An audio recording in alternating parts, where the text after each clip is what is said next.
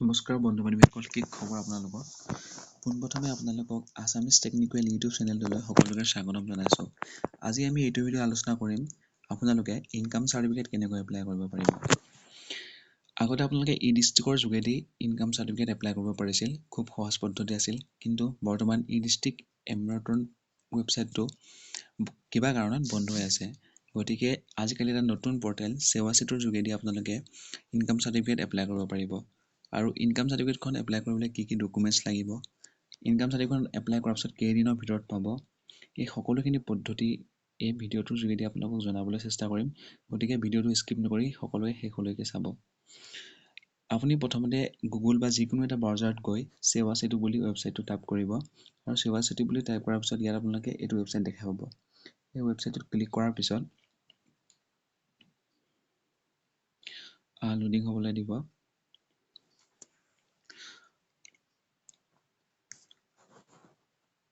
Loading হোৱাৰ পিছত ইয়াত আপুনি লগইন কৰিব পাৰিব।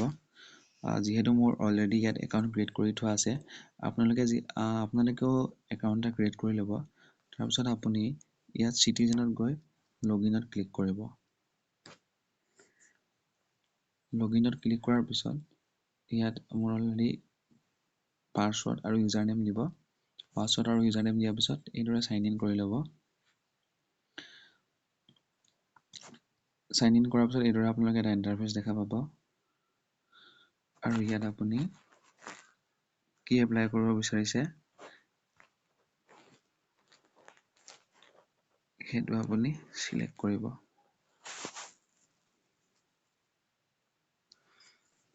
আপোনালোকে ইয়াত চাৰ্চ কৰিব পাৰিব। মই যিহেতু ইনকাম চাৰ্টিফিকেট অনলাইন কৰিম, গতিকে ইনকাম চাৰ্টিফিকেট বুলি ইয়াত লাহেকৈ চাৰ্চ কৰি দিম। দেখিছে?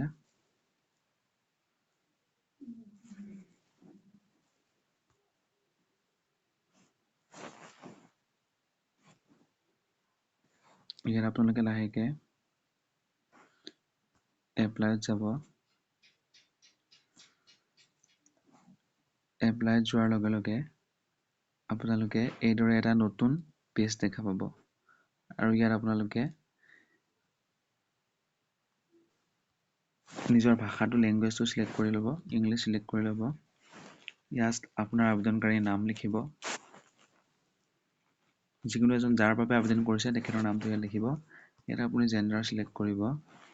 ইয়াত তেখেতৰ পিতৃৰ নাম চিলেক্ট কৰিব। আৰু ইয়াত পান কাৰ্ড, ইমেইল এইবিলাক দিব নালাগে। তাৰপিছত পিতৃৰ লগত তেখেতৰ সম্পৰ্ক কি সেইটো চিলেক্ট কৰিব। ইয়াত আপুনি যদি পিতৃৰ নাম চিলেক্ট কৰিছিলে তেতিয়াহ'লে ইয়াত পিতৃৰ নামটো দিব। ইয়াত উপাৰ্জনৰ উৎস কি দিব, কাল্টিভেশ্যন দিব, অকুপেশ্যন এগ্ৰিকালচাৰ দিব,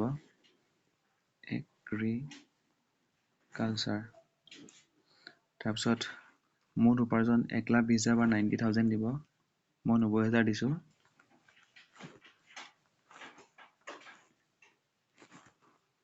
তাৰপিছত আপুনি ইয়াত আপোনাৰ এড্ৰেছ লাইন 1ত ভিলেজ বুলি লিখি আপোনাৰ গাঁওখনৰ নাম লিখিব। এড্ৰেছ লাইনটোত পোষ্ট অফিচ লিখিব আৰু ষ্টেট আছাম চিলেক্ট কৰিব। ডিষ্ট্ৰিক্ট চিলেক্ট কৰিব। ইয়াত ডিষ্ট্ৰিক্ট যিহেতু মোৰ ধেমাজি, মই ধেমাজি চিলেক্ট কৰিছোঁ। নেক্সট আপোনাৰ চাব ডিভিজন চিলেক্ট কৰিব। নেক্সট আপোনাৰ চাৰ্কুল অফিচটো কি হয় সেইটো চিলেক্ট কৰিব। নেক্সট মৌজা লিখিব। তাৰপিছত ইয়াত ভিলেজ লিখিব। ইয়াত পুলিচ ষ্টেচন, পোষ্ট অফিচ, ইয়াত পিনকোড দি 7 নেক্সট আপুনি ক্লিক কৰিব পাৰিব। আপোনালোকক দেখুৱাবলৈ ফিল আপ কৰি দিছোঁ এবাৰ।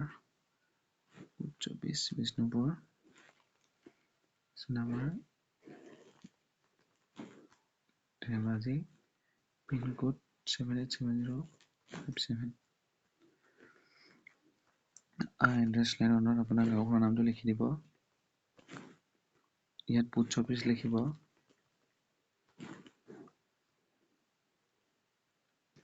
আৰু ইয়াত আপোনাৰ যদি মৰিল তেখেত তেতিয়া লেট চিলেক্ট কৰিব।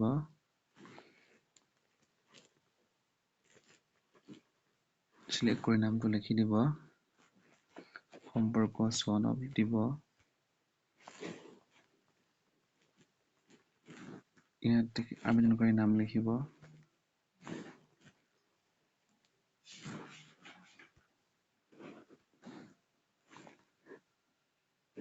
ইয়াত তেখেতৰ দেউতাকৰ নাম লিখিব।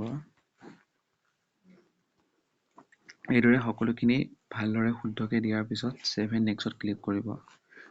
তাৰপিছত আৰু চিয়ৰ বুলি যেতিয়া আহিব য়েছত ক্লিক কৰিব। ইয়াত দেখিছে success your application has been successfully submitted. ইয়াৰ পিছত আপোনালোকৰ ডকুমেণ্ট দিব লাগিব, এড্ৰেছ প্ৰুফ। ডকুমেণ্ট আপোনালোকে ইয়াত এড্ৰেছ প্ৰুফ দিব লাগিব। এড্ৰেছ প্ৰুফত আপোনালোকে আপোনাৰ আধাৰ কাৰ্ডটো দিব পাৰিব নাইবা ভোটাৰ কাৰ্ড দিব পাৰিব। আইডেণ্টিটি প্ৰুফত আইডেণ্টিটি প্ৰুফ বুলি চিলেক্ট কৰি আপোনালোকৰ গাঁৱৰ গাঁওবুঢ়াৰে যিখন গাঁওবুঢ়া ৰিচিপ্ট দিব, গাঁওবুঢ়া চাৰ্টিফিকেট দিব, সেইখন আপুনি ইয়াত দিব। আৰু লেণ্ড ৰেভিনিউ চাৰ্টিফিকেটৰ ঠাইত আপোনালোকে যিখন খাজনা ৰচিদ হয়, যদি আপোনালোকে 2024 চনত এপ্লাই কৰিছে তেন্তে 2024 চনৰ যিখন আপোনালোকৰ খাজনা ৰচিদ সেইখন ইয়াত দিব পাৰিব। আৰু এইখিনি দিব নালাগে। তাৰপিছত এই তিনিটা বস্তু দি আপোনালোকে ছেভ এণ্ড নেক্সটত ক্লিক কৰিব। আৰু তাৰপিছত মই দেখাই দিছোঁ। আপোনালোকে ইয়াৰ পৰা চিলেক্ট কৰিব। ছেভ এণ্ড নেক্সটত ক্লিক কৰাৰ পিছত আপোনালোকে এটা পে'মেণ্ট পেজ খোল খাব। তাৰ পৰা আপোনালোকে পে'মেণ্ট কৰি দিলে আপোনাৰ ইনকাম চাৰ্টিফিকেটখন সম্পূৰ্ণভাৱে এপ্লাই হৈ যাব। আৰু তাৰপিছত এপ্লাই কৰাৰ পিছত 7 দিনমানৰ পিছত আপোনালোকে সেই ইনকাম চাৰ্টিফিকেটখন ইয়াৰ পৰা ডাউনলোড কৰিব পাৰিব। আজিলৈ ভিডিঅ'টো ইমানেই আছিল। গতিকে ভিডিঅ'টো ভাল লাগিলে লাইক কৰিব আৰু চেনেলটো ছাবস্ক্ৰাইব কৰিবলৈ একেবাৰে নাপাহৰিব। আগলৈও এনেকুৱা ধৰণৰ হেল্পফুল ভিডিঅ' যদি লাগে তেনেহ'লে চেনেলটো ছাবস্ক্ৰাইব কৰি থাকিব আৰু কাষত থকা বেল নটিফিকেশ্যন বেলটো অন কৰি দিবলৈ একেবাৰে নাপাহৰিব।